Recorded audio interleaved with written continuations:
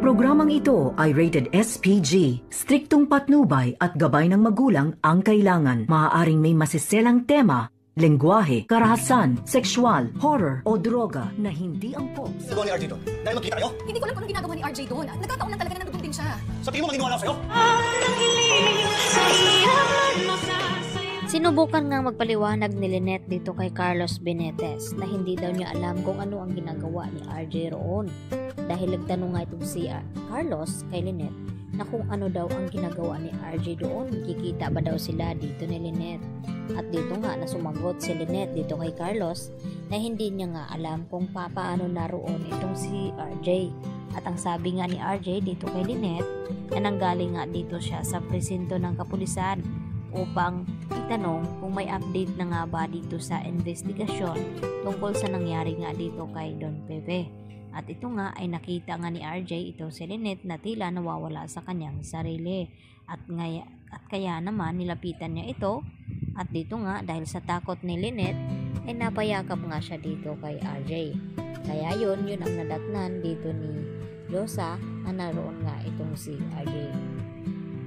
Dahil tumawag nga itong si Carlos dito sa cellphone ni Lynette at itong si Josa ang nakasagot at dito nga na ibinigay ni Josa ang address kung nasaan sila kaya agad na pumunta roon itong si Carlos at nadatnan niya nga na magkasama itong si na RJ at itong si Lynette at Josa.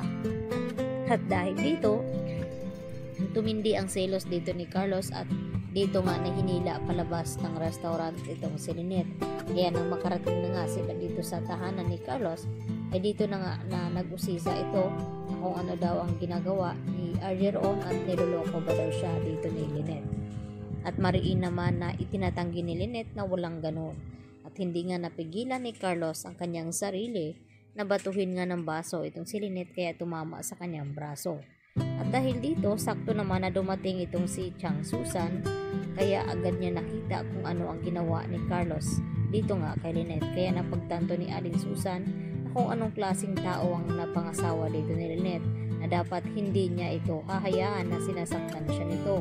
At ito na si Aling Susan ang mangingialam na dapat hiwalayan siya dito ni Lynette dahil hindi deserve ni Lynette ang ganoong klaseng tao. Samantala, labis naman ang pag-aalala dito ni RJ dito nga kay Lynette dahil kung mahal daw talaga siya ni Carlos, dapat hindi lang sa pagpapahinga ang ginagawa ni Carlos dito kay Lynette, dapat daw ay inalagaan niya nga ito dahil napansin nga dito ni RJ na parang lumalala na nga itong trauma ni Lynette kaya agad naman na nag-alala ito at dito naman niya na sinangguni dito kay Doc Meneses na dapat daw hindi ganoon ang mga pagtatrato dito ni Carlos kay Lynette at nagbigay naman ng pahayag itong si Doc Meneses sa kanyang kaibigan na sana daw ay ibigay na lamang ni RJ ang kanyang pagtitiwala dito kay Carlos at pag-aalaga dito kay Lynette dahil asawa na nga raw ni Carlos itong si Lynette at labas na nga siya roon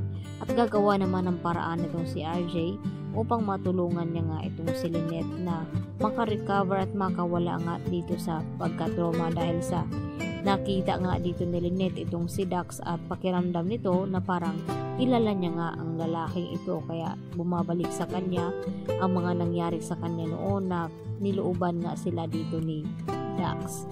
Samantala dito naman sa stage tira tumitindi rin ang init ng ulo dito ni Carlos Benitez kay Annalyn at napansin nga ito ni Mamang Pokwang na yun nga ang pakikitungo dito kay Annalyn na parang kakaiba nga at dahil nga sa ginawa daw ni Mang Pokwang ay dito nga tila hindi nagustuhan ni Carlos Benitez na parang ginagawa daw ang kanyang ospital na charity at dapat tinuturuan daw ni Annalyn itong si Aling Pokwang kung ano ang dapat ginagawa ng neurosurgeon at dito naman na sinabi ni Aling Pokwang kay Annalyn na wag daw pansinin itong si Carlos dahil simula daw ngayon ay magiging mabait na nga siya at pagtuunan ng pansin upang matuto. Yan po ang ating pakatutukan ngayong Lunes mga kapuso, dito lamang yan sa Abot Kamay na Pangarap.